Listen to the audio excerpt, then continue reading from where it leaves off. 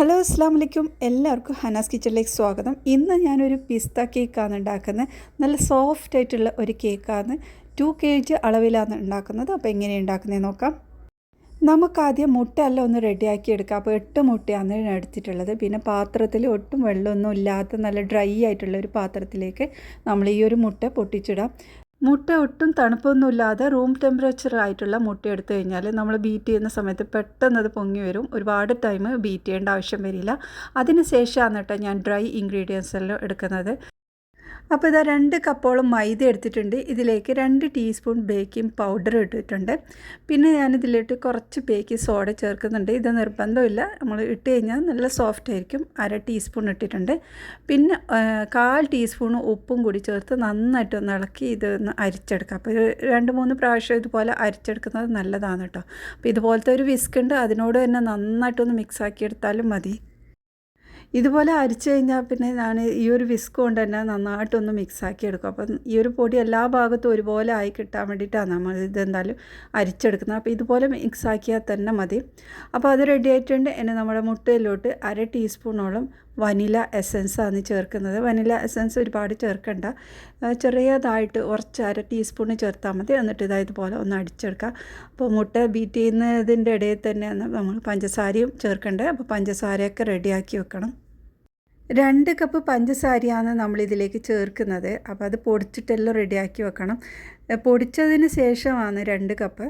അപ്പോൾ അത് ഇതിൻ്റെ ഈ മുട്ട ബീറ്റ് ചെയ്യുന്ന അതിൻ്റെ ഇടയിൽ തന്നെ ഇത് ചേർത്തിട്ട് നമ്മൾ ആ ഒരു 2 കപ്പ് ഫുള്ളായിട്ട് ഇട്ട് കൊടുക്കണം. അപ്പോൾ അത് നല്ല ക്രീമി ആയിട്ട് കിട്ടും. നമ്മൾ ഈ പാത്രം നിറഞ്ഞിട്ട് വരുന്നിട്ടുണ്ട്. അപ്പോൾ ഇതാ മുട്ടയെല്ലാം ബീറ്റ് ചെയ്ത് നല്ലോണം പത പോലെ തന്നെ ആയിട്ടുണ്ട്. ഇനി നമ്മൾ ഇതിലേക്ക് ഓയിലാണ് ചേർക്കുന്നത്. അപ്പോൾ ഓയിൽ നമ്മൾ മുട്ടയെല്ലാം ബീറ്റ് ചെയ്തതിന് ശേഷം മാത്രമേ നമ്മൾക്ക് ഓയിൽ ചേർക്കാവൂ. 4 ടേബിൾ സ്പൂണോളം ഓയിൽ ചേർത്തിട്ട് ജസ്റ്റ് ഒന്ന് മിക്സ് ആവാൻ വേണ്ടിയിട്ട് മാത്രമായിട്ട് ഞാനിത് ഒന്നും കൂടെ ബീറ്റ് ചെയ്യുന്നുണ്ട് കേട്ടോ. അപ്പോൾ ഇതാ എല്ലാം മിക്സായ ശേഷം നമ്മൾ ഡ്രൈ ഇൻഗ്രീഡിയൻസ് ഇതിലോട്ട് കുറേശ്ശെ ആയിട്ട് ഇട്ട് കൊടുക്കാം. അപ്പോൾ ഡ്രൈ ഇൻഗ്രീഡിയൻസ് ഇട്ടതിന് ശേഷം നമ്മൾ മിക്സാക്കി എടുക്കുന്നത് ഇതുപോലെ ഒരു വിസ്ക് കൊണ്ട് തന്നെ ആയെങ്കിൽ നന്നായിട്ട് അത് മിക്സായി കിട്ടും. അല്ലെങ്കിൽ നമ്മൾ ഇട്ട് പൊടിയൊക്കെ അടിയിൽ ഇങ്ങനെ കട്ടയായിട്ട് നിൽക്കും. അത് ഒഴിവാക്കാൻ വേണ്ടിയിട്ട് നല്ലതാണ് കേട്ടോ ഇതുകൊണ്ട് മിക്സാക്കി എടുക്കുന്നത്. അപ്പോൾ ഇതാ നമ്മൾ പൊടികളെല്ലാം പകുതിയോളം ഇതിലേക്ക് ചേർത്തിട്ടുണ്ട്. ഇനി നമ്മൾ ഇതിലോട്ട് പിസ്താൻ്റെ ഫ്ലേവറാണ് ചേർക്കുന്നത്. ഇത് നമുക്ക് ഷോപ്പിൽ നിന്നെല്ലാം വാങ്ങാൻ കിട്ടും. അപ്പോൾ ഇതിൽ നിന്ന് കുറച്ച് ഡ്രോപ്സ്, ഒരു 10-15 ഡ്രോപ്സ് ഞാൻ ഇതിലേക്ക് ഒറ്റിച്ചിട്ടുണ്ട് കേട്ടോ. അത് ഒന്നിച്ചിടുന്നല്ല, നമ്മളിത് കുറേശ്ശെ ഇട്ട് നമുക്ക് ഒരുപാട് വേണമെങ്കിൽ അങ്ങനെ ചേർക്കാം. ലൈറ്റായിട്ടുള്ള ഒരു ഫ്ലേവറാണ് കേട്ടോ ഞാനിവിടെ കൊടുത്തത്. അപ്പോൾ ഈ ഒരു ഡ്രൈ ഇൻഗ്രീഡിയൻസ് ഇതിൽ ചേർക്കുന്ന ആ ഒരു സമയത്ത് തന്നെ ഞാൻ ഈ ഒരു പിസ്താൻ്റെ ഇതും കൂടി ഒറ്റിച്ച് നന്നായിട്ടൊന്ന് മിക്സാക്കി എടുക്കുന്നതാണ് കേട്ടോ. അപ്പോൾ ഇതെല്ലാം മിക്സാക്കിയ ശേഷം നമ്മൾക്ക് ഇതിലോട്ട് ഇനി പാലും കൂടി ചേർക്കാനുണ്ട്. ഇളം ചൂടുള്ള പാലാണ് ഞാൻ ഇതിലേക്ക് ഉപയോഗിക്കുന്നത്.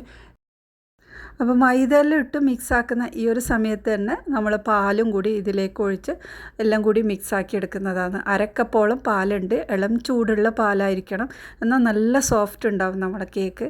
അപ്പോൾ എല്ലാം ഇട്ട് നന്നായിട്ട് ഇതാ റെഡി ആയിട്ടുണ്ട്. ഇനി നമ്മുടെ ട്രേയിൽ ഇതാ ബട്ടർ പേപ്പറൊക്കെ വെച്ച് റെഡിയാക്കിയതാണ്, ഇതിലേക്ക് ഒഴിച്ചു കൊടുക്കാം. ഇനി ഇതൊന്ന് ടാപ്പ് ചെയ്തതിന് ശേഷം നമ്മൾക്ക് ഓവണിൽ വെച്ച് കൊടുക്കാം. ഓവണ് ഞാൻ പ്രീ ഹീറ്റ് ചെയ്ത് വെച്ചതാണ്. 180 ഡിഗ്രിയിൽ 35 മിനിറ്റ്സ് കൊണ്ട് എനിക്കിത് ബേക്ക് ചെയ്ത് കിട്ടും കേട്ടോ. നല്ല സോഫ്റ്റ് ഉണ്ട്. അപ്പോൾ കുക്കിംഗ് റേഞ്ച് ആയതുകൊണ്ട് തന്നെ ഒരുപാട് ടൈമൊന്നും പിടിച്ചില്ല, നല്ല പെർഫെക്റ്റ് ആയിട്ട് തന്നെ കിട്ടി. ഇനി ഞാൻ അതിലോട്ട് ഒഴിക്കാനുള്ള സിറപ്പാണ് ഉണ്ടാക്കുന്നത്. ഇതിലേക്കായിട്ട് ഞാൻ കുറച്ച് വെള്ളം, 1/2 ഗ്ലാസോളം വെള്ളം എടുത്ത് അതിലേക്ക് 1 ഗ്ലാസ് പാൽ ഒഴിച്ചിട്ടുണ്ട്.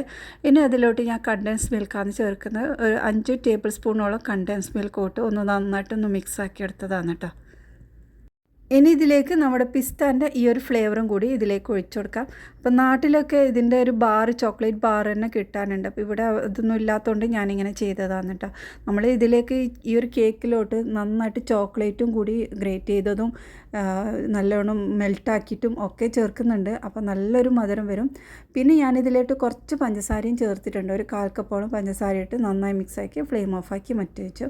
അപ്പോൾ അതാ നമ്മുടെ കേക്ക് നല്ല തണുപ്പെല്ലാം പോയി നല്ല റെഡി ആയിട്ടുണ്ട്. ഇനി നമ്മൾ ഈ ഒരു ബട്ടർ പേപ്പറൊക്കെ മാറ്റിയിട്ട് നമുക്ക് കട്ട് ചെയ്ത് റെഡിയാക്കി എടുക്കാം. നമ്മൾ കേക്ക് കട്ട് ചെയ്യുമ്പോഴുണ്ടല്ലോ നല്ല ചൂടൊക്കെ പോയതിന് ശേഷമേ കട്ട് ചെയ്യാവൂ. പിന്നെ നമ്മൾ ഇതുപോലെ റൗണ്ട് ടേബിളിൽ തന്നെ വെച്ച് കഴിഞ്ഞാൽ നല്ല ഒരു ഷേപ്പായിട്ട് കിട്ടും. നല്ല ലെവൽ തന്നെ ആയിട്ട് നമുക്ക് കട്ട് ചെയ്യാനും പറ്റും. അപ്പോൾ ഞാൻ ഈ ഒരു വീഡിയോയിൽ ഇത് കേക്കിൻ്റെ കൂടുതലായിട്ടൊന്നും കാണിക്കുന്നില്ല. ഈ ഒരു സ്പോഞ്ചും മാത്രമായിട്ടാണ് ഞാൻ ഇതിൽ ഉൾപ്പെടുത്തിയിട്ടുള്ളത്. അപ്പോൾ അത്രയേ ഉള്ളൂ. നിങ്ങൾക്ക് കൂടുതൽ ഡീറ്റെയിൽസ് ആയിട്ടുള്ള വീഡിയോ ആണെങ്കിൽ കമൻറ്റിലൂടെ അറിയിക്കണേ. അപ്പോൾ ഇത്രയേ ഉള്ളൂ ഇന്നത്തെ വീഡിയോ. നിങ്ങൾക്ക് ഇഷ്ടമായിട്ടുണ്ടെങ്കിൽ ഒന്ന് സപ്പോർട്ട് ചെയ്യണേ. ഇനി അടുത്ത നല്ല റെസിപ്പിയുമായി വീണ്ടും വരാം. ബൈ.